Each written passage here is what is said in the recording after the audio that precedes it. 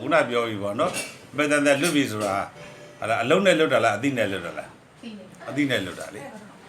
ဟုတ်တယ်မလားအဲ့ဒါသဘောပေါက်ပါရဲ့နော်ကဲနောက်တစ်ခါဒီဥပနခန္ဓာကြီးကရှားလာအာယုကြီးလားရှားလာတန်တရားလား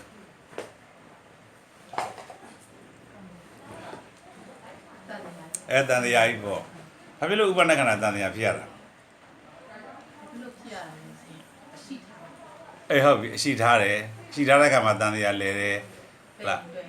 ပဲတွယ်လဲတန်တရားလဲတယ်သူငါလို့ယူရောတန်တရားလဲတယ်ဘာကြောင့်တန်တရားလဲလို့ပြောရတာလဲဆိုတော့တန်တရားလဲတယ်ဆိုတာရှိထားတဲ့ခါမှာမနှောရင်ကိုအာယုံမှာရှိတဲ့အပူတွေအေးအေးတွေစင်းရဲတွေချမ်းသာတွေမနှောတဲ့ရောက်လာဟုတ်ပြီနော်နောက်သူငါလို့ယူတဲ့အချိန်မှာအဲ့ပူလောင်မှုတွေချမ်းသာမှုတွေအကုန်လုံးဟာထင်းထင်းရှားရှားကြီးမနှောတဲ့ရောက်တယ်နောက်ပယ်တဲ့တွေ့တဲ့အခါမှာချစ်ချင်းမုန်းချင်းဆိုတဲ့စေတနာတွေဖြစ်တယ်အဲ့စေတနာတွေကသူ့ရဲ့သဘာဝကိုမသိဘဲနဲ့အဲ့စေတနာကံ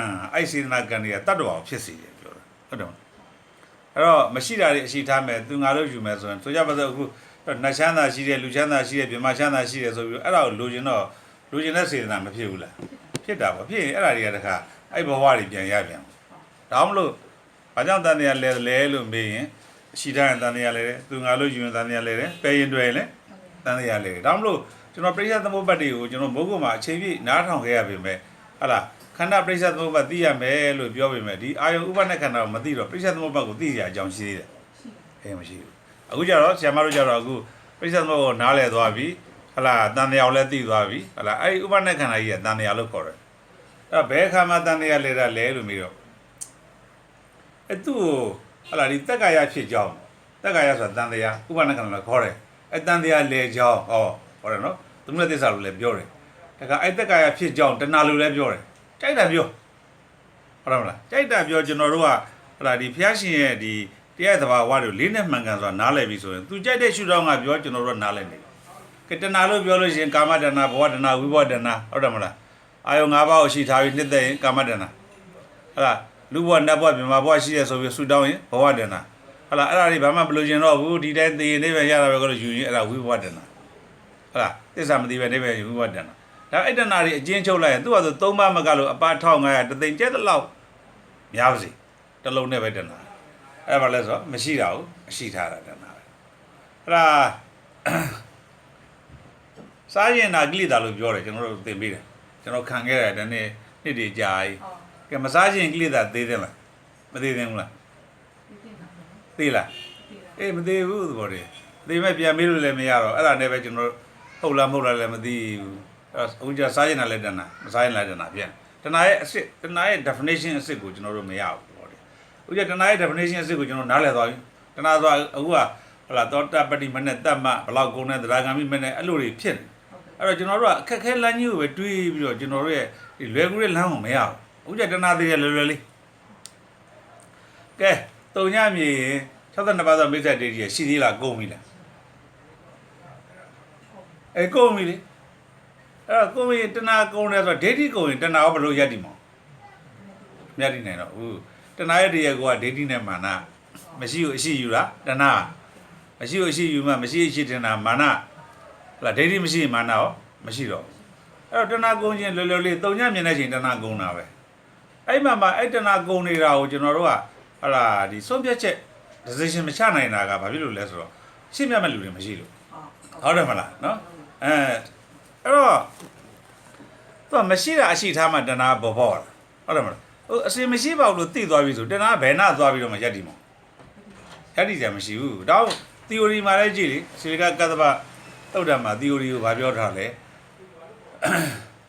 ဒုက္ခသည်မိမိပြုရလားဟုတ်သူကပြုရလားမပြောလေအလိုလိုဖြစ်သလားလူပေါင်းဖြစ်တာလားမဟုတ်ဒါပြင်ဒုက္ခမရှိဘူးလားရှိတယ်ဒါဖြင့်ဒုက္ခကိုမသိဘူးလားကဲပြောပါအောင်ဒုက္ခဆိုဘယ်ဟာပြောတော့ကိုတော့ပေါ့နော်တရားမသိတော့ဒုက္ခဆိုတာပေါ့နော်ကိုကစီဝိုင်းဖြစ်တာနာကိုဖြစ်တာတော့အစင်မပြေတာအေးပါအေးပါအေးပါအခုကြတော့တရားသိသွားတဲ့ခါကျတော့ဒါမရှိတာတွေကိုကအာယုံလို့မသိတဲ့ဟာတွေဒုက္ခမလေးတာဆရာသမားနည်းနည်းလေးပြုံးပေါ်လေးရသွားတာပါဟုတ်လားထုဖို့သူ့ကိုကျန်တယ်အဲ့တော့ဥပနခန္ဓာတွေဒုက္ခပဲအာယုံဥပနခန္ဓာဒုက္ခပဲအဲ့ဒါတွေကအနိစ္စလို့လည်းခေါ်တယ်ဒုက္ခလို့ခေါ်တယ်အနတ္တလည်းခေါ်တယ် အဲ့တော့နရလက္ခဏာ၅ချက်နဲ့ဟာလာဒီဥပဒနာခန္ဓာကြီးကိုပိုင်းခြားသိမြင်မှာနရလက္ခဏာထိုက်တာတကယ်ခန္ဓာမှာထိုက်တာလားအာယုံခန္ဓာမှာထိုက်တာလားအာယုံခန္ဓာမှာထိုက်တာလေအဲ့ဒါဆိုလို့ရှိရင်ဒုက္ခသိသွားပြီအဲ့ဒုက္ခမရှိဘူးလားမင်းရှိတယ်ဘယ်လိုလူမျိုးတွေရှိလဲအဝိဇ္ဇာရှိရင်ဒုက္ခရှိတယ်အဝိဇ္ဇာမရှိရင်ဒုက္ခမရှိဘူးကဲဒုက္ခဆိုတာတခြားလားဥပဒနာခန္ဓာလားတခြားလားကိလေသာလားအဲ့ကိလေသာလေစာရင်သိကိုအာယုံမြင်ရတဲ့ခါတခြားလားအာယုံမလားရှိရလို့ယူရင်ကိလေသာမရှိဘူးဆိုရင်ကိလေသာမရှိတော့သူငါလည်းယူရင်ကိလေသာပယ်မတွေ့မှာကိလေသာဖြစ်တာအဲစာရင်တဲ့စိတ်ကိုအာယုံလို့သိတဲ့အစဉ်သုံးညပါဆိုတဏှာဘယ်နှလောင်ကဲတော့တဏှာကဲတဏှာဆိုတာကတခြားလားအာယုံကြီးလားအာယုံကြီးကိလေသာဆိုတာတခြားလားအာယုံလားခဏမရှိတယ်လားအစဉ်မရှိတယ်လားကဲအဲအစဉ်မရှိတဲ့တရားကြီးကိုပယ်စားကိစ္စကြံသေးလားပြီးဆုံးပြီလားသိကြလားဟုတ်ပြီနော်သိကြရဲဆိုရင်တဏှာကိုပယ်စားကိစ္စပြီးဆုံးပြီဆိုရင်အဝိဇ္ဇာကိုပယ်စားကိစ္စရောကြံသေးလားပြီးဆုံးသွားပြီလားပြီးဆုံးသွားပြီဒါဖြင့်အခုဓမ္မစကြာကိုကတဉာဏ်တဲ့ကိုနာပြီးသွားလို့ရှိရင်တန်တရားဆက်လဲမလားဓမ္မဆက်လဲမလားဓမ္မဆက်လဲမှာအများကြီးမြင့်နေပြီလေကဲလောဘဒေါသမောဟအရင်ကလည်းဖြစ်တယ်အခုလည်းမဖြစ်ဘူးလားဖြစ်တယ်ဘာလို့ဓမ္မဆက်ဖြစ်တော့အာယုံလို့သိလို့အာယုံလို့သိတဲ့အတွက်အပယ်ချနိုင်သေးလားတက္ကရာတွေပြုတ်သွားတဲ့အတွက်အခုဖြစ်ခွင့်ရတဲ့လောဘဒေါသမောဟတွေကအပယ်မချနိုင်တော့ဒါကြောင့်မလို့တန်တရားဆက်ကိုမပို့နိုင်တော့ဘူးဒါမှမဟုတ်ဓမ္မဆက်လို့ပြောတာအဲ့လောဘဒေါသမောဟတွေကတခြားလားခဏသုံးညလားအစဉ်သုံးညလားအစဉ်သုံးညဆိုရင်အဲ့လောဘဒေါသမောဟတွေနောက်ထပ်တစ်ပတ်ဇာတိတစ်ခုပေးနိုင်သေးလားမပေးနိုင်တော့ဘူးဟောတရားဒါကြောင့်မလို့သူကတန်တရားဆက်လားဓမ္မဆက်လားဓမ္မဆက်ဒါကအခုဖြစ်တဲ့လောဘဒေါသမောဟတွေပူတာပဲပူလို့မှာပူပဲမဲ့ကဲပူတာမှန်လားငြိမ်းတာမှန်လားငြိမ်းတာမှန်လေအဲ့ထဲမှာတစ်ခုအခုဆရာမတို့ရောက်တဲ့အခုခက်ခဲနေတဲ့ဟာလေးကပူတယ်လို့ဖြစ်လာရင်အဲ့ပူတဲ့ဆင်းရဲကိုဟုတ်လားပယ်ခြင်းတဲ့စေတနာလေးဖြစ်မနေဘူးလားဖြစ်နေတယ်ဒါအဲ့နေရာတွေတည်နေကြတာပဲအဲ့ပူခြင်းတဲ့စေတနာဖြစ်တိုင်းအဲ့ပူတာမငြိမ်းတော့ကဲစဉ်းစားကြည့်ပါဦးအဲ့ပူခြင်းတဲ့စေတနာလေးဖြစ်တာနဲ့ဘာကြောင့်ပူတာကြီးကမငြိမ်းတာပူခြင်းတာနဲ့ဘာလို့မငြိမ်းတော့တာဒါအရှိထားတယ်အေးဘောဒါအဖြစ်ရတာပဲလေအဲ့ဒါပူခြင်းနဲ့မပူခြင်းဘူးဆိုတဲ့ကွာပူတာကြီးရှိတယ်လို့ပြောလိုက်တာပဲပူတာကြီးရှိထားလိုက်တဲ့အတွက် तू ကဘလောက်ပဲငြိမ်းအောင်လုပ်လို့အဲ့ဒါကြီးကမငြိမ်းတော့အဲ့ဒါအခုကြမ်းနေတဲ့ဥစ္စာဒါပဲဟုတ်တယ်နော်အပူတာတကယ်မရှိလို့သိရင်မပူခြင်းနဲ့ဆန္ဒလာပါဦးမလားဒါ crossing ပဲ तू ကအပူခြင်းနဲ့ဆန္ဒလာနေသေးရင်လည်းပဲဆက်ပူနေအောင်မှာဟုတ်လားအဲ့မပူခြင်းနဲ့ဆန္ဒမရှိတော့ဘူးဆိုရင်ဒါမှမဟုတ်အဲ့ပူစဲမှာအစင်ငြိမ်းပါလို့ဆုံးဖြတ်နိုင်ရင်ဦးနမပူခြင်းနဲ့ဆန္ဒလာအောင်မလားမလာတော့ဒီလိုလိုလုပ်သွားတော့နော်အဲ့မှာတခါထပ်ပြီးတော့ဟိုပူတယ်လို့ပြောတာမနှောငြိမ်းတယ်လို့ပြောတာညံအဲ့တော့အဲ့ပူတယ်လို့သူကကြဲတဲ့လောက်အရှိထားပြီးတော့မနှောကပြောနေပါစေအဲ့ပူတာကြီးကအမားကြီးပဲလို့သိဘူးတန်လန်းတစ်ခုကြည့်ဟိုအဝေးမှာမကျင်းဘူးလားကျင်းတယ်အဲ့တေချာကြည့်ပညာနဲ့ကြည့်ရင်ဘယ်နှကျင်းမလို့ဘယ်တော့မကျင်းဘူးဒါဖြင့်ကျင်းတာမှလားမကျင်းတာမှလားကျင်းတာဒါဖြင့်ပညာကမကျင်းဘူးလို့သိတယ်ဒါပေမဲ့ကြည်တိုင်းမှာကျင်းမနေဘူးလားကျင်းတာလည်းသဘာဝပဲ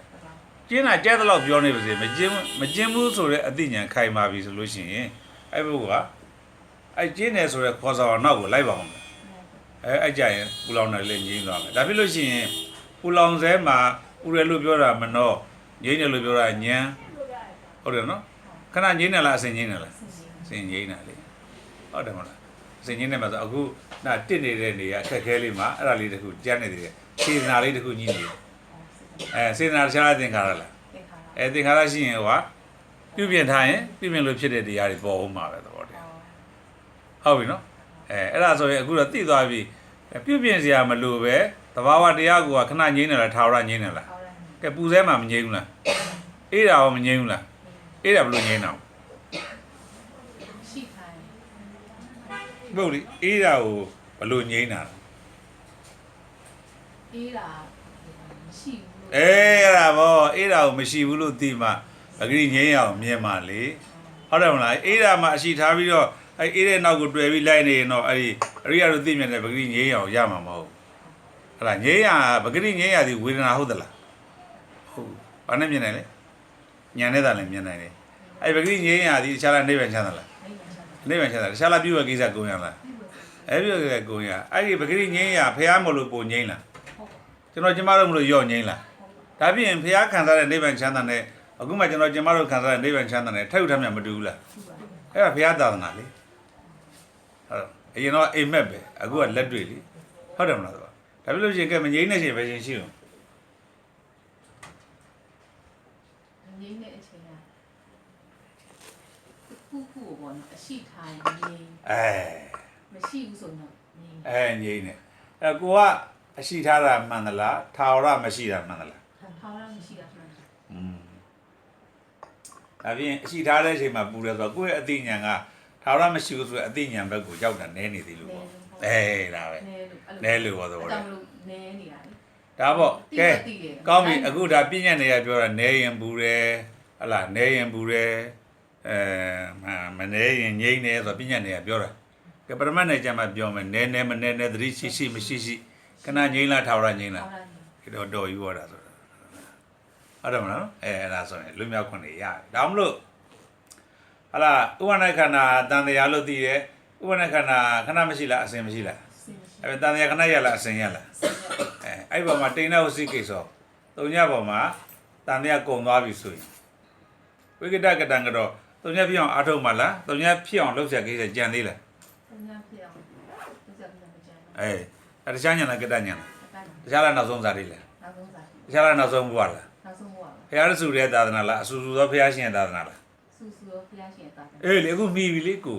ဟုတ်တယ်မလားဘလောက်သက်တာလဲအလုံးနဲ့လွတ်တာလားအသီးနဲ့လွတ်တာလားအသီးနဲ့လွတ်တာအချိန်လားတစ်ချိန်နဲ့လားတစ်ချိန်နဲ့ဗျာ one time one more time ဆိုမရဘူးဟုတ်တယ်မလားအဲ့လွတ်မြောက်မှုအတွက်ကတော့ဟလာဒီအသိဉာဏ်တွေကိုကုံစင်အောင်ရပါတယ်ပေါ့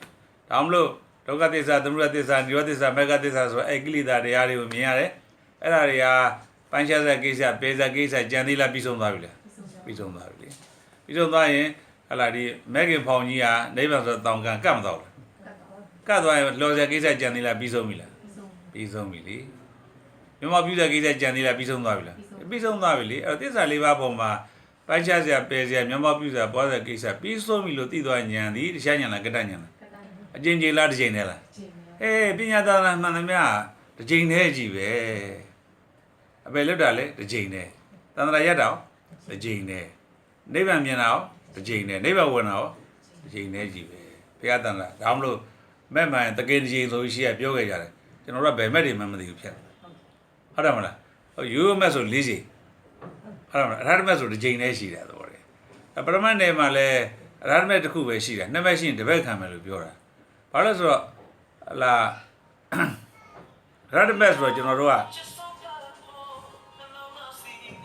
ရတ္တမက်ဆိုတော့ကျွန်တော်တို့ကနည်းနည်းလန့်နေသေးတာပေါ့ဟလာရတ္တမက်ဆိုတော့တခြားပြောတာမဟုတ်လေဟလာတန်တရာဆေးရရဲ့အကန့်ကွက်တို့ကိုရိုက်ချိုးဖျက်ဆီးတော်မူသောကြောင့်အရဟံနာမည်ပါပဲဆိုတော့ကျွန်တော်တို့ကတန်တရာဆက်ကခဏရတယ်လားအစဉ်ရတယ်လားတခြားလည်းရတ္တမက်လားကဲကောင်းမင်းတို့ကပြောအောင်မယ်ထောက်ငါကိလေသာတို့ကိုဟလာရတ္တမက်ဉာဏ်တန်လျက်ဖြင့်ဒီချိန်တည်းသာတတ်ဖြတ်လိုက်လေတော့ဒီတကားဆိုတော့အဲ့ဒီကိလေသာတွေကိုအစဉ်တပ်ပလိုက်တဲ့ဉာဏ်သည်ယန္နာမှာရတာလားတုံညမြင်ရတာတုံညမြင်ရတုံညမြင်ရတာလေအဲ့တော့ယန္နာမှာဆိုတော့ကွာယန္နာမဖြစ်တော့မဖြစ်မရှင်းပတ်ချက်ပတ်ချက်လဲကိုသဘောတရားဟုတ်တယ်မလားဒါမှမဟုတ်ယန္နာဖြစ်မှကိလေသာကုန်မယ်ကဲအဲ့ဒါပရမတ္ထမှန်လားသမုဒိမှန်လားသမုဒိမှန်လူတွေလိုက်ရှာတယ်ပဲလိုက်ရှာတယ်သမုဒိမှန်လိုက်ရှာကဲအခုကျွန်တော်တို့ဖျားဖြစ်မယ်ကျွန်တော်တို့တန်တရားကြည့်လို့ခွင့်ပေးမှာကဟာကိလေသာပုဂ္ဂိုလ်တော်ဟုတ်လားမဟုတ်ဘာလို့မဟုတ်အာယုံမလို့အရေးမလို့ပေါ့ကိလေသာဘယ်သူပစ္စည်းတော့ဟိုကိလေသာဘယ်သူပစ္စည်းတော့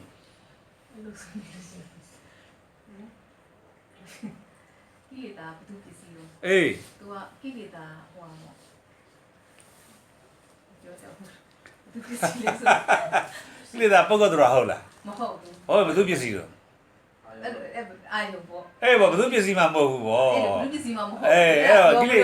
ကိလေသာသူကငါဖြစ်နေလို့ကျွန်တော်တို့အခုအပေတန်တရားမလွတ်တာမလားဘယ်သူပစ္စည်းမှကိလေသာဘယ်သူပစ္စည်းမှမဟုတ်ဘူးဆိုအဲ့ပုဂ္ဂိုလ်ကအပေတဲ့ရှိသေးလားမရှိတော့အခုသွားမေ့ကြည့်လို့တရားသမားတွေအကုန်လုံးကိလေသာဘယ်သူမှဖြစ်တာတော့မင်းဘယ်လိုပြောမှာငါမှဖြစ်တာအကုန်လုံးဖြစ်နေကြတာတရားဘယ်လောက်ထိုင်တိုင်း20ထိုင်တိုင်း30ထိုင်တိုင်းငါမှသူ့မှဖြစ်နေကြတာကိလေသာဘယ်သူပစ္စည်းမှလည်းမဟုတ်ဘူးဘယ်သူမှလည်းမဟုတ်အဲ့တရားကြီးကခဏမရှိရလားအစဉ်မရှိရလားအဲ့ဒါတခြားလားနိရောဓသစ္စာနိဗ္ဗာန်လားနိရောဓသစ္စာနိဗ္ဗာန်ဘာလို့သူငါနဲ့ကတ်သွားတာ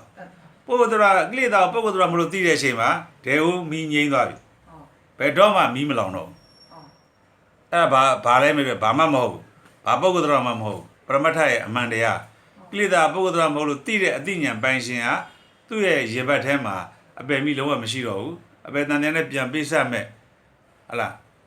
ကျွေးဟောအနန္တအကုသိုလ်အနန္တကံသည်အဲ့တက်ကဒေတိအာယုန်တွေကပုဂ္ဂိုလ်တော်အစင်မဟုတ်လို့သိတဲ့အချိန်မှာမြူမြတော့မကြောင်အကုန်ကုန်တယ်အဲ့ဒါဓမ္မရဲ့ဂုဏ်တော်ပဲအနန္တဒီအပင်နဲ့ပြန်ပိစမဲ့ဟလားမရင်မတွက်နိုင်တဲ့အနန္တအကုသိုလ်ကျွေးဟာပုဂ္ဂိုလ်တော်မဟုတ်ဘူးလို့သိတဲ့အချိန်မှာတစမှမကြံဒါဓမ္မရဲ့တတ္တိ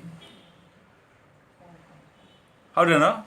ဘလောက်ဝမ်းသာစရာကောင်းလဲဒါတွေမသိကြတဲ့အခါကျတော့အဲ့ပုဂ္ဂိုလ်တ attva မဟုတ်ဘူးဆိုတော့ဒီကိလေသာအစင်မရှိဘူးဆိုတာကထာဝရမှန်ကန်နေတဲ့သစ္စာတရားဟလားပုဂ္ဂိုလ်ဘုရားနဲ့တွေ့တာကဘုရားဆက်လားဒီဘက်က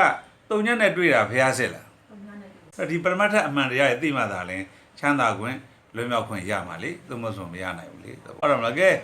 ကိလေသာခဏမရှိလားအစင်မရှိရလားခဏကုန်လားအစင်ကုန်လားကဲအခုမစားချင်ဘူးလားစားချင်အိတ်ချင်ဘူးလားအိတ်ချင်ကိလေသာလားကိလေသာမဟုတ်ဘူးဒါကိလေသာလားသဘာဝလားသဘာဝလေအဲ့ဒါစားချင်တာသဘာဝပဲအဲ့ဒါပြောကိလေသာအရှိထင်ຢာကမရှိဘူးဆိုရင်ဝိတာကသူငါလို့ယူຢာကသူငါမဟုတ်ဘူးဆိုဝိတာကပယ်ရင်တွင်ຢာကမပယ်ပဲမတွယ်ပဲနေဝိတာကလေဟုတ်တယ်မလားကိလေသာအလုံးကမစင်ကြဲဘူးလားစင်ကြဲခဏလားထားရလားဟမ်ကဲပူတဲ့ကိလေသာကိုစင်ကြဲလားမစင်ကြဲဘူးလားစင်ကြဲပူတဲ့ကိလေသာကိုမငြိမ်းဘူးလားငြိမ်းတယ်ခဏလားထားရလားအဲ့ကိလေသာဟာခဏစင်ကြဲလားထားရစင်ကြဲလားကိုပြုပြင်ထားလို့စင်ကြဲလားပဂရိစင်ကြဲလားအဲ့ပဂရိတရားဟာပဂရိမပြည့်စည်ပဲနဲ့တည်ရှိနေတဲ့တရားတွေကနိဗ္ဗာန်ချမ်းသာဟုတ်တယ်မလားအဲ့ဒါတွေသိမြင်ခြင်းအဲ့ဒါဘုရားစစ်တရားစစ်သံဃာစစ်ပဲယုံလားကိလေသာရန်သူလားမိတ်ဆွေလားမိတ်ဆွေအဝိဇ္ဇာရှိရင်အဝိဇ္ဇာရှိရင်လားမရှိရင်လားမရှိရင်အဝိဇ္ဇာကြံသေးလားကြံပါဘူးအဲ့ဒီနဲ့ချင်းအဝိဇ္ဇာမဖြစ်ဘူးလားမရှိဘူးအဲ့ဒါဆိုရင်ကိုဘာနဲ့နေမှာတော့ဒီကိလေသာတွေနဲ့ပဲနေမှာပေါ့အဲ့ကိလေသာတွေကိုဖယ်ပြီးတော့နိဗ္ဗာန်ရချင်ကြတာအဲ့ကိလေသာတွေနဲ့ပဲနေအဲ့ကိလေသာတွေစင်ကြဲမနေဘူးလားငြိမ်းချမ်းမနေဘူးလားအဝိဇ္ဇာနဲ့ပေါင်းသေးလားမပေါင်းဘူးလေဒါပြင်အဲ့ကိလေသာတွေတွေ့တာတခြားလားဘုရားစိတ်နဲ့တွေ့ရလားဘုရားစိတ်နဲ့တွေ့ရဘုရားရှာတယ်ဟိုပုဂ္ဂိုလ်ဘုရားနဲ့တွေ့တာနဲ့ဒီကိလေသာကိုတုံညလို့မြင်တဲ့ဘုရားနဲ့တွေ့ရတယ်ဘယ်ဟာပိုချမ်းသာမလဲတုံညလို့မြင်တာဟိုမှာဘုရားနဲ့တွေ့တဲ့နွားကြောင်းသားတွေစိတ်ကြောင်းသားတွေဘုရားပွင့်တဲ့အချိန်မှာအများကြီးပဲအခုချိန်ဒီတန်တရားလဲတော့မရှိသေးဘူးဟိုဘုရားနဲ့မတွေ့ဘူးဒါပေမဲ့သစ္စာတရားနဲ့တွေ့ခဲ့ပြီဒါတော့ငါဘုရားနဲ့ထပ်တူရှိနေပေမဲ့ငါဟောကြားတဲ့သစ္စာတရားတွေသုံးညတရားတွေမသိဘူးဆိုရင်ငါနဲ့မိုင်ဝေါင်းကလေးကဝေးကွာတဲ့ပုဂ္ဂိုလ်ဖြစ်တယ်ငါဟောကြားတဲ့ငါနဲ့မိုင်ဝေါင်းကလေးကဝေးကွာနေပေမဲ့ငါဟောကြားတဲ့သစ္စာတရားတွေကိုသိမယ်ဆိုရင်သုံးညတရားတွေကိုသိမယ်ဆိုရင်စင်ကြဲတဲ့တရားတွေသိမယ်ဆိုရင်ငါဘုရားရှင်နဲ့စင်စစ်စုံစည်းရတဲ့ပုဂ္ဂိုလ်ဖြစ်တယ်ဆိုတာဝဂလိတုတ်တမှာတရားမဟုတ်လားဟောတယ်ဒါပြင်ကိုတွေ့နေရတဲ့ပူလောင်မှုတွေလောဘတွေဒေါသတွေမောဟတွေအဲ့ဒါတခြားလားဘုရားစိတ်တွေလားဘုရားစိတ်ဘာပယ်ဖို့ကြံသေးလို့ဘာမလို့ချင်တာကြံသေးလို့ဘာမဖြစ်ချင်တာကြံသေးလို့သင်္ခါရနေရောလားအခုအသိမြင်ရှင်းသွားရင်ကိုယ့်ရဲ့လွတ်မြောက်ခွင့်ပြီးဆုံးပါအောက်ရပြီနော်နောက်ဆုံးနေရတယ်ပြောမှာပါနော်ကိုကျော်စိုးလည်းသင်္ဘောသွားတဲ့ခါကျတော့ဟိုဆီယမလည်းနာဆောင်တခါလိုက်တယ်ဟဲ့လားအဲ့တော့ဒီຢာတွေကအကုန်လုံးပြည့်စုံသွားမှာဟုတ်အိန္ဒြေ6ပါးပေါ်မှာသတိဆောင်လျှောက်တဲ့အိန္ဒြိယတဏှာသီလကိုညတ်တာဖယ်ထားပြီအနိဒံမြည်တတ်တော်ရဲ့သူရင်ချမ်းသာခြင်းကနံပါတ်3ငါပြမမြင်ဘူးကောင်းပြီအိန္ဒြိယခဏလုံးညုံလားအစင်လုံးညုံလားစင်လုံးညုံတာအလုံးညုံအားထုတ်မှလားလုံးညုံနဲ့နေမှာအလုံးညုံနဲ့နေမှာဘာကြောင့်ကဲဆရာမမေးကြည့်ပါဦးကဲဘာကြောင့်အိန္ဒြိယအစင်လုံးညုံတာရိတ်ကိုအကောင်မထင်ဘူးကိလေသာတွေအစင်မရှိဘူးကိလေသာတွေကအပယ်မပို့နိုင်တော့ကိလေသာတွေကတန်တရားမလည်နိုင်တော့ကိလေသာတွေကနိဗ္ဗာန်မတားနိုင်တော့အဲ့တော့အိန္ဒြိအစင်လုံးညုံနဲ့ဆိုတာဒီကိလေသာတွေကကိုယ်အပယ်မပို့နိုင်တော့ရင်ကိလေသာတွေနောက်ဆက်ခြင်းမခံရတော့ကိလေသာတွေကတန်တရားမလည်နိုင်တော့ရင်နောက်ဆက်ခြင်းမခံရတော့ဘူးနောက်ကိလေသာတွေကနေမှာကိုယ်ဟလာ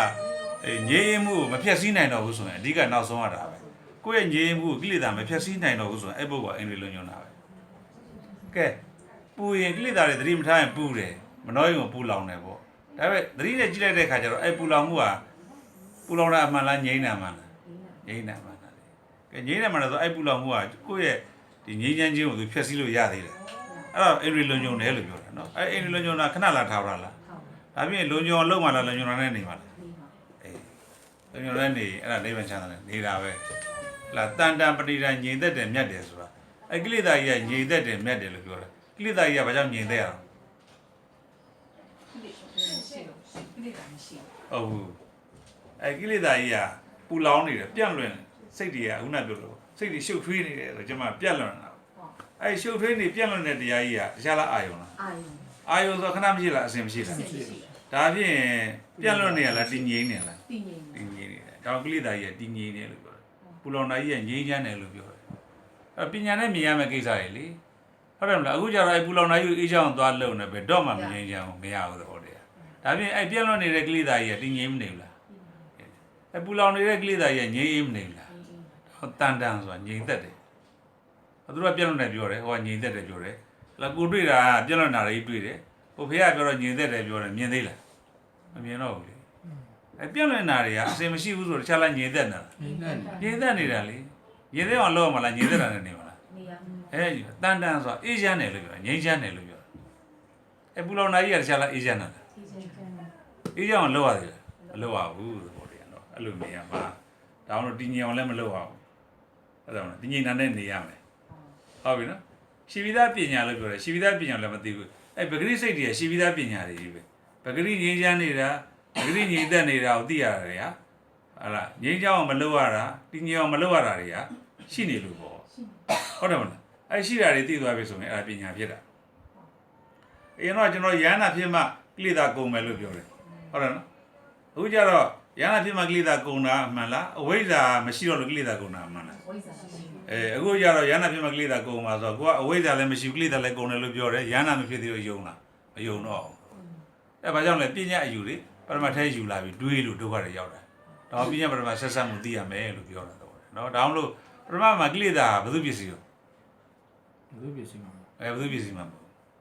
ဟုတ်လားကျမလို့ပါဘာလို့ဘယ်သူပစ္စည်းမှာမဟုတ်တော့ကိလေသာဘာမှမရှိလို့လေကိလေသာအာယုံရိပ်တွေဖြစ်နေပုဂ္ဂိုလ်တော်မဟုတ်လို့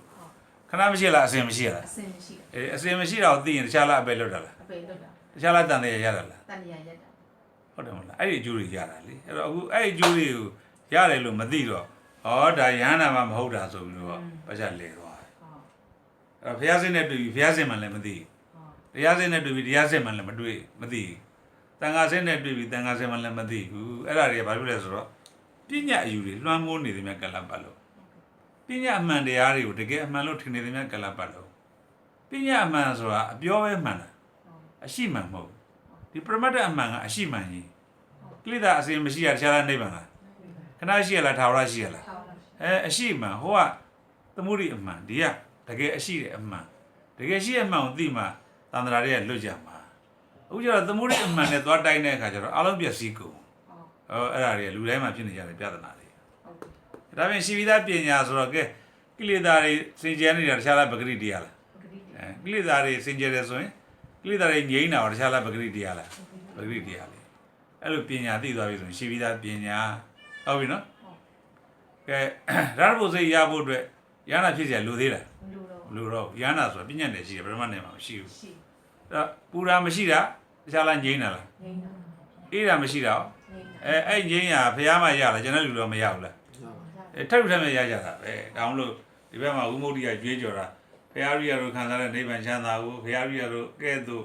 ထပ်ထပ်မဲ့ခံစားနိုင်ပါတယ်လို့ပြောတော့ဟာမင်းတို့ကဘာတွေတော့အဲ့လိုဖြစ်ကုန်အဲ့ဒါတခြားလားအမှန်တရားအမှန်တရားပဲဒါတွေကိုပြောမဲ့လူမရှိသေးမြတ်ဟလာလူတွေမှာဘယ်တော့မှမရဘူးကိုနဲ့အဝေးယူထင်တဲ့တရားတွေကအခုပြစ္ဆုတ်ပံမှာခံစားခွင့်တွေရကြတာနော်သဘောတရားအဲ့လိုသဘာဝတရားတွေကိုသိမြင်ကိုရသွားတယ်အဲ့ဒါဆိုရင်ရှိပြီးသားပညာရသွားပြီနောက်ကပီတိပတ္တိပီတိဆိုတာလဲရှင်လန်းနှစ်သက်တာပေါ့ရှင်လန်းနှစ်သက်တဲ့ဆိုတာကဟိုဇံပီတိမဟုတ်ဘူးဉာဏ်ပီတိအဲ့ဒါမလားဉာဏ်ပီတိဆိုတော့အဲ့ပဂရိငြိမ်းရချမ်းသာရခဏရှိလားအစဉ်ရှိလားအစဉ်ရှိကျွန်တော်အာထုတ်ပြီးချမ်းသာလားအာမထုတ်ပဲချမ်းသာလားဒါပေမဲ့လူတွေအာထုတ်ဖို့ရည်စဉ်းစားတယ်ပူရင်မပူအောင်အာထုတ်ခြင်းနဲ့ဟုတ်တယ်မလား အေးရင်ပူအေးအောင်အထုတ်ရှင်တယ်ဟုတ်တယ်မလားပူတာလည်းနိဗ္ဗာန်ချမ်းသာလို့မသိဘူးပူတာကိုဖျားစစ်လို့လည်းမသိဘူးအဲ့တော့အကုန်လုံးဒုက္ခတွေရောက်နေကြတာအဲ့တော့ဖျားစစ်မထိုက်တဲ့အချိန်ဆိုတာမရှိဘူးတရားစစ်မထိုက်တဲ့အချိန်ဆိုတာမရှိဘူးတန်ခါစစ်မထိုက်တဲ့အချိန်ဆိုတာမရှိဘူးသတိမရှိလဲထိုက်ရဲ့ပဲသတိနဲ့မဆိုင်ဘူးသူ့သဘာဝတရားကြီးကအစဉ်ရှိနေတဲ့တရားကြီးတွေမပြောင်းလဲဘူးလေဟုတ်တယ်မလားတော့အဲ့လိုဖြစ်တယ်အဲ့ဒါဆိုပတ္တိဆိုတာကစိတ်တွေကြည်လင်တယ်လို့ပြောတဲ့အခါကျတော့ကြည်လင်တယ်ဆိုတော့ကြည်လင်အောင်လုပ်ရလားသဘာဝစင်ကြယ်တယ်လားသဘာဝစင်ကြယ်ပညာနဲ့စင်ကြယ်တဲ့ပတ္တိလေပညာကြောင့်ဖြစ်တဲ့ပတ္တိအမတန်မှဝမ်းသာစရာကောင်းတယ်အဲ့ကြည်လင်မှုကခဏလားထောက်ရလားရှားတာလားရှိနေရလားရှိနေအခုကျတော့ကျွန်တော်တို့ကကြည်လင်အောင်လုပ်နေကြတယ်ပဲပွဲတွေပြီးနေတာဟုတ်လားသဘာဝကြည်လင်နေတာမသိဘူးကျွန်တော်ဆိုမေးတယ်အခုကိုချစ်ကိုသူတို့သိပါတယ်ကျွန်တော်ဆရာတဲ့စိတ်တွေနောက်ကျနေတာတဲ့အိမ်မှာတရားထိုင်နေတော့စိတ်တွေကြည်လင်ပါတယ်လမ်းသွားနောက်ကျကိုဟောတယ်အဲ့နောက်ကျအဲ့ဒါတွေကိုကြည်လင်အောင်ဘယ်လိုလုပ်ရမလဲဆရာကဲမေးပြီခုနောက်ကျတာကြည်လင်အောင်ဘယ်လိုလုပ်ရှိထားလေပေါ့အရှိမထားရင်ဘယ်လိုသိရမလဲအာယုံလို့သိရမယ်အေးလို့သိမယ်ဒါပြင်နောက်ကျတာတွေ့မှလားကြည်လင်တာတွေ့မှလားခဏလားထားရလားကြည်လင်အောင်လုပ်ရသေးလားကြည်လင်အောင်မလုပ်ရတာနိဗ္ဗာန်ချမ်းသာပဲကြည်လင်တာတွေနဲ့ကိုနေနေသွားဟုတ်တယ်မလားသဘောတရားနော်အဲ့ဒီဥစ္စာတွေကသဘာဝတရားအမှန်တရားတွေကိုသိရှိနားလည်ဝင်ရတာပေါ့သဘောတရားနော်အဲ့ကတော့ဥပိ္ပခာဆိုတာဒါကိုကျော်တို့နောက်ဆုံးကျန်နေတဲ့ဥပိ္ပခာမှာကဝိပဿနာဉာဏ်နဲ့ဖြစ်တဲ့ဥပိ္ပခာဖြစ်တယ်ရှိတယ်မဲ့ဉာဏ်နဲ့ပြုတဲ့ဥပိ္ပခာရှိတယ်ဝိပဿနာဉာဏ်ဆိုတာယုံနာကိုအရှိထားပြီးမှဥပိ္ပခာပြုတယ်မဲ့ဉာဏ်ကြတော့တုံညာလို့ပြီးတော့ဥပိ္ပခာပြုတယ်ဒါပေမဲ့သူကဥပိ္ပခာမမီဘူးဘာလို့ဆိုတော့သူကပွားနေရတယ်မရှိဘူးလုံနေတဲ့အတွက်မရှိတာနဲ့သူကလုံးဝ contact မပြတ်ဘူးမရှိတာကြီးနဲ့ contact ကြီးဖြစ်ဟုတ်တယ်မလားသူမရှိတာကိုမရှိအောင်လုပ်စရာမလိုတော့ဘူးဆိုတော့မရှိတာနဲ့သူနဲ့ပတ်သက်သေးတယ်ရာဇဘုဇိန်နဲ့ပြုတဲ့ဥပိ္ပခာသူကပုံမြင့်တခါအဲ့ဒီဥပိ္ပခာတောင်မှနိဗ္ဗာန်ချမ်းသာအာယုံလို့သိပြီးတော့အဲ့နိဗ္ဗာန်ချမ်းသာမှီပြီးဥပိ္ပခာလည်းပဲသူအာယုံကိုမှီနေရသေးတယ်နိဗ္ဗာန်ချမ်းသာခံစားခြင်းနဲ့ဆိုတာကအာယုံကိုမှီနေသေးတယ်ဟုတ်လားနိဗ္ဗာန်ချမ်းသာကဲသတိမရှိအောင်ခံစားလားမခံစားဘူးလားခံစားနေရတာပဲလေအကုန်လုံးနိဗ္ဗာန်ချမ်းသာရှိနေတာပဲသတိရှိလို့နိဗ္ဗာန်ချမ်းသာဆိုတာလာတကယ်တမ်းကျတော့စင်စစ်တော့ပရမတ်နယ်ရအမှန်တရားမဟုတ်ဘူးပညာနယ်ရအမှန်တရားတစ်ခုပဲသဘောတရာ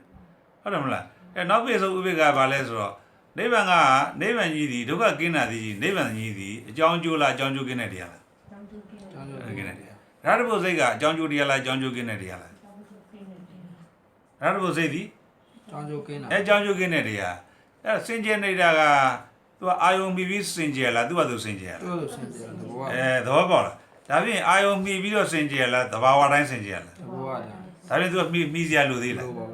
မလိုတော့ဘူးဒါမှအဲ့နောက်ဆုံးဥပိ္ပခာအာယုံကိုမမီဘဲနဲ့သူကသူစင်ကြယ်နေပါတယ်သူကသူငြိမ်းချမ်းနေပါလို့သိရင်အာယုံကိုပြီးကိုစရာမလိုပဲချမ်းသာခွင့်ရတော့တဲ့ဝိမု ക്തി သည်အမြင့်ဆုံးဝိမု ക്തി ဉာဏ်ပဲ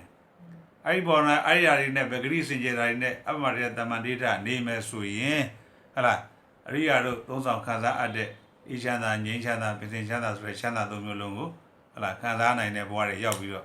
မဉ္ဇဉ်ဘုံဉဏ်တွေကိုအလိုရှိလို့သုံးဆောင်ခံစားနိုင်တဲ့ပုဂ္ဂိုလ်တွေဘဝရောက်ပြီကဲအဲ့ဒါဆိုတော့ဥပိ္ပခာမှာအရင်တော့ကအာယုံမှီပြီးတော့မှဥပိ္ပခာလောက်ရအခုကျတော့အာယုံမှီရလို့သေးလားမလိုတော့သွားတာဒါပြင်ပဂရိစိတ်ကိုတွေ့တာဆိုတာအာရမဏိကပဂရိစိတ်ကိုတော့ဘုရားလည်းမတွေ့နိုင်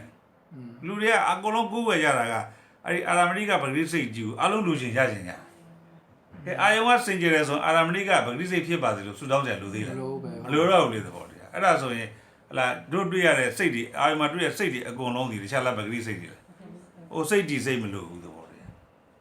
းအဲ့လိုမလို့မှာပဲကိုရှိမှာဖောတီရှိနေတဲ့တရားတွေအားလုံးကစင်ကြယ်ပြီဆိုရင်မစင်ကြယ်အောင်လှုပ်ရှားကိစ္စတွေပြီးဆုံးသွားပြီလေဟုတ်တယ်မလားသဘောတရားအဲ့တော့အာယုံကိုပြီးကြမလို့ဆိုတော့အာယုံတွေတွေ့နေမှာပြီးကြမလို့ဆိုတာကအာယုံကြောင့်ချမ်းသာတာမဟုတ်ဘဲနဲ့သူ့ဘာသူကိုစင်ကြယ်ပြီးတော့ငြိမ်းချမ်းနေပါတယ်လို့သိခွင့်ရသွားတာဒီအာယုံကိုမိကိုကြမလို့တာပြောတာပဲတွေ့နေမှာတော့အာယုံမှာတွေ့တဲ့တရားတွေတိုင်းဟာစင်ကြယ်နေတဲ့ဗုဒ္ဓဇစ်ဓမ္မဇစ်သံဃာဇစ်တွေဖြစ်နေတယ်ကိုဆူတောင်းခဲ့တဲ့ဆူတောင်းကယနေ့ချိန်မှာပြည့်တာပဲဘာလို့ဆိုတော့ဖះရှင်ဇစ်ကိုကျွန်တော်တို့တွေ့မြင်ခွင့်ရတဲ့နေ့ဟာအဲ့ဒီအာယုံမှာပေါ်တဲ့ပူလောင်မှုတွေကိလေသာတွေအကုန်လုံးကိုစင်ကြယ်တာဖះဇစ်ပဲလို့သိတဲ့အချိန်ဟာလူတိုင်းကဖះရှင်ဇစ်နဲ့တွေ့တဲ့ပုဂ္ဂိုလ်ကြီးပဲဒါဖះပေးတဲ့ဆုပဲကျွန်တော်ပေးတဲ့ဆုမဟုတ်ဟုတ်တယ်မလားဘာလို့ဆိုတော့င ငါဖះကိုတွေ့မြင်နေတာငါနဲ့တူတူနေတာကငါဖះကိုတွေ့မြင်ခြင်းမဟုတ်ဘူးတဲ့ဟုတ်လားငါနဲ့ပိုင်ပေါင်းကလေးကတော့ဝေးကွာနေပြီမဲ့ငါဟောကြားတဲ့သစ္စာတရားတွေသိမြင်မယ်ဆိုရင်ငါဖះစင်စင်နဲ့တွေ့မြင်ကြီးမြင်ပါတယ်ဆိုတော့တို့ကဘယ်ဖះကိုနှစ်သက်နေကြလဲဆိုတော့ပုဂ္ဂိုလ်ဖះကိုနှစ်သက်နေကြတယ်တကယ်တမ်းဒီမှာတွေ့တဲ့ဖះစင်စင်ကိုဘယ်သူမှဒီနေ့ဒီလိုဟောတဲ့လူလည်းမရှိဘူးသမိုင်းကြောင်းရမရှိဘူးမရှိတော့တို့တွေကကိလေသာနဲ့တွေ့တိုင်းတပ်ဖြတ်နေတာနဲ့ပယ်ကျင်တာနဲ့ပဲတွေ့တယ်အဲ့ပူလောင်မှုတွေဆိုတော့တို့ကြောက်လန့်နေတဲ့အဲ့အစင်းရဲဆုံးတရားကြီးကဘုရားစစ်ပါလို့နားလည်ဝင်ဘယ်တော့မှမရခဲ့အဲ့လိုမရခဲ့တဲ့အတွက်တို့ရှာဖွေမှုတွေကလည်းဘယ်တော့မှမဆုံးခဲ့မဆုံးစီခဲ့ဘူးကဲအခုကျတော့ငါတို့မလို့ရှင်ခဲ့တဲ့ပူလောင်နေခဲ့တဲ့အဲ့စင်းရဲနေတဲ့အရာကြီးကဘုရားရှင်စစ်ပါလို့သိမြင်ခွင့်ရသွားတဲ့နေရာဘုရားရှင်စစ်နဲ့စုံစည်းရတဲ့အချိန်ပဲခဏမဟုတ်ဘူးနော်ထာဝရစုံစည်းခွင့်ရသွားတဲ့အချိန်ဒီလက်ကြီးရတဲ့တရားဝိမုဒ္ဓိနယ်ပယ်မှာမရှိဘူးဟောတယ်ဟုတ်ပြီနော်ဟိုတခုတော့ရှိတယ်အပမဒေနာတံပါဒေတာနေတဲ့အချိန်နဲ့ပုံမှန်သမယုတ်ကြဒီပြင်းညံ့နယ်မှာကြုံတွေ့ရတဲ့အချိန်နဲ့တော့ကွာခြားမှုတော့ရှိမှာရှိတာပေါ့ရှိရဆိုတာသူကဒီမနောရဲကိုဒီအမရတမဒေနာနေတဲ့ခါကျတော့ဒီအာယုံမှာရှိတဲ့အပူအေးတွေနဲ့မနောနဲ့ contact ပြတ်သွားတယ်အခုတာမန်ချိန်မှာကျတော့သူက contact တွေရှိတော့အပူအေးတွေမနောရဲရောက်နေတော့မနောတက်ကဒီအပူအေးရဲ့ဓာတ်တွေခံစားနေရတာအဲ့ဒါတကယ်အမရတမဒေနာနေတဲ့အခါကျတော့ဒီမနောနဲ့ဒီအားနဲ့ကသင်္ခါရမှမလုပ်တော့ကဲပူရာကိုငိမ့်တယ်လို့သိရင်တေချာဘောက်သင်္ခါရရက်မရရတာပေါ့မနောကသင်္ခါရမရှိရင်သင်္ခါရရှိမှအပူကမနောရဲရောက်တယ်သင်္ခါရမရှိဒီအပူကမနောရဲဘယ်လိုရအောင်မရောက်တော့အဲ့ဆိုဒီဘက်ပြင်းညံ့နယ်မှာလည်းအဲ့လိုမျိုးသင်္ခါရရအောင်ညာနေပြီးတော့ပတ်ပိုးပြီးတော့ပို့ပြီးတော့တွားပေးမနိုင်ဘူးလားအမရတမဒေနာနေရင်တော့ရပြီလေအဲ့ဒါအလုံးစုံသောဓမ္မအပေါင်းကိုစွန့်လို့ရှင်ကိုဖယ်ထားပြီဆိုတော့ဓမ္မ၅ခုရှိစိတ်စေတသိက်ရုပ်နိဗ္ဗာန်ချမ်းသာအဲ့၅ခုလုံးကိုစွန့်လွတ်နိုင်ဖို့ဟာဒီပဂရိစိတ်ကြီးကသူ့ပင်ကိုယ်တိုင်းချမ်းသာပါလို့သိရင်အဲ့၅ခုလုံးပြီးကြမလို့တော့မလို့လေဟုတ်လားမလို့ဘဲနဲ့နေရင်တနေ့နိုင်ဝဲလောက်နေရင်ကိုသူကချမ်းသာသူမျိုးလုံးကအလိုရှိသလိုရလာတော့ဒါတော့မှန်လေရလာတော့မှာဟုတ်တယ်မလားရလာတဲ့အခါကျတော့အဲ့ချမ်းသာသူမျိုးလုံးကဒီဘုရားရိယတို့ခံစားတဲ့ချမ်းသာမျိုးရလာပြီဆိုလို့ရှိရင်သူကဆက်နေလိုက်လို့ရှိရင်သူကကြမှာအဲ့ဒါအရင်တော့ကျွန်တော်တို့ကညှိနေတာကအနိဗ္ဗာန်ချမ်းသာကိုသွားညှိဟုတ်တယ်မလားနိဗ္ဗာန်ချမ်းသာမှီရမှချမ်းသာမယ်ဆိုရင်အတွေ့အသွားညှိတယ်နိဗ္ဗာန်ချမ်းသာညှိတာတော့မဟုတ်ဘူးအမှီရမှညှိမယ်လို့ထင်တဲ့ခါကျတော့ဒီကသူ့ပဂရိတဘာဝချမ်းသာလို့မထင်ဘူးတော့မထင်တော့အများနဲ့အာယုံကိုပဲသွားမီတယ်မီနေတဲ့အတွက်သူကညှိနေတာတော့လေဥကျတော့နိဗ္ဗာန်စိတ်စတဲ့ရုပ်မညှိတော့ဘူးဇီရိုဆိုနိဗ္ဗာန်အရှိထညှိအောင်မှာနိဗ္ဗာန်ချမ်းသာအရှိထညှိအောင်မှာသဘောပေါက်လားမလားအခုကျတော့မညှိတော့ပဲနဲ့ဆိုတော့သူကအကန့်အဲ့ဒီချမ်းသာသုံးမျိုးလုံးကိုတားဆီးနိုင်တဲ့တရားဘာတစ်ခုမှမရှိတော့ဒါအလုံးစုံသောဓမ္မအပေါင်းကိုဆုံးလို့ရှင်ကိုဖယ်ထားပြီဆိုအမြဲတမ်းမြင်ပါတဲ့တရားပဲဒါပရိယတ္တိဘာသာပြန်မှာမရှိဘူးအဲ့တော့ဆရာအပမဒေနာတံပါဒေတာကိုဥပမာနေတိုင်းလေးပေါ့မိနစ်20လောက်ပဲပုံမှန်လေးလောက်ကြတယ်အဲ့လူတွေကခုနဆရာပြောတော့ပေါ့ကိုလိုချင်တဲ့အချိန်ကြားချင်တဲ့အချိန်ကြတော့အဲ့လိုမျိုးဟာရနိုင်မှသိတော့ချက်ချင်းကြားချင်ရဆိုရင်တော့ယူလို့ရတဲ့သဘောရတယ်သဘောကြီးဒါတော့သူက daily practice တော့ရှိရမယ်ဟုတ်တယ်မလားနေတဲ့လေထားရှိရမယ်အချိန်ရရတယ်လို့နေတဲ့လေထင်ရှိရမယ်ရှိရင်သူ့မှာကဒီဓမ္မယတနဲ့ဒီဝိမုဒ္ဓယတနှစ်ခုလုံးကိုတားနိုင်တဲ့ညှိတွယ်မှုတွေဘာတစ်ခုမှမရှိတော့ဟုတ်တယ်ဟုတ်လားအရင်တော့ကတော့ဒီအညှိတွယ်တွေရှိနေတဲ့အတွက်ကြောင့်မလို့ဟုတ်လားကျွန်တော်တို့လူကျင်တဲ့ယတတွေမထွက်တာလေဟုတ်ကဲ့အဲ့ဒီညှိတွယ်မှုတွေလုံးဝမရှိတော့တဲ့အတွက် तू ကသူ့ရဲ့ဒီသဘာဝကြီးပဲထွက်တယ်ထွက်ပြီးကြံနေခဲ့ပါအဲ့ဒါဆိုဟိုဟာ practice ကတော့လုပ်ထားတဲ့နဲ့ကိုလိုချင်တဲ့လောကဓာတ်တွေမှာဖြည့်ရှင်းနိုင်ဖို့ရလာကိုလိုချင်တဲ့အစိုးဆုံးဦးကျင်းတာချင်းသိချင်းတွေစုံတဲ့ကံမှာချွဲပြနိုင်ဖို့ရ practice ကတော့ဘုရားမှာခဲ့တာအပမဒေနာသမ္မာဒေတာပဲဒါအဲ့တော့ practice မရှိရင်တော့လေတကယ်လောကဓာတ်နဲ့ကြုံလာရင်တော့ရင်ဆိုင်ဖို့တော့သိမ့်ဘူးသိမ့်မလို့အဲ့ဒါဆိုတော့ तू ကများရင်သူ့နောက်ပါတော့ဟုတ်တယ်အဲ့ဒါတော့မကြော်လွှားနိုင်ဘူးအတောကဝိရိဇံခေမံစိတ်တန်ယတနကံပတိဆိုတာဒါအပမဒေတာသမ္မာဒေတာပုံမှာမူတည်တယ်အဲ့ဒါဉာဏ်ကတော့တကယ်ကိုလွတ်မြောက်တဲ့ဉာဏ်ရသွားပြီအတားဆီးမရှိတဲ့ဉာဏ်အပိတ်ဆိုအတားဆီးမရှိတဲ့ဉာဏ်ရသွားပြီဟုတ်တယ်ဒါမှမဟုတ်ဟိုကိလေသာကိုမြူမြမကြောင်ဆိုတော့အရင်ဒါသဘောကျတာဟောဟုတ်တယ်မလားဥကြကိလေသာမရှိပါဘူးဆိုမှဘယ်ကမြူရလာဟုတ်တယ်မလားအဲ့ဒါပဲကိလေသာကြံသေးလား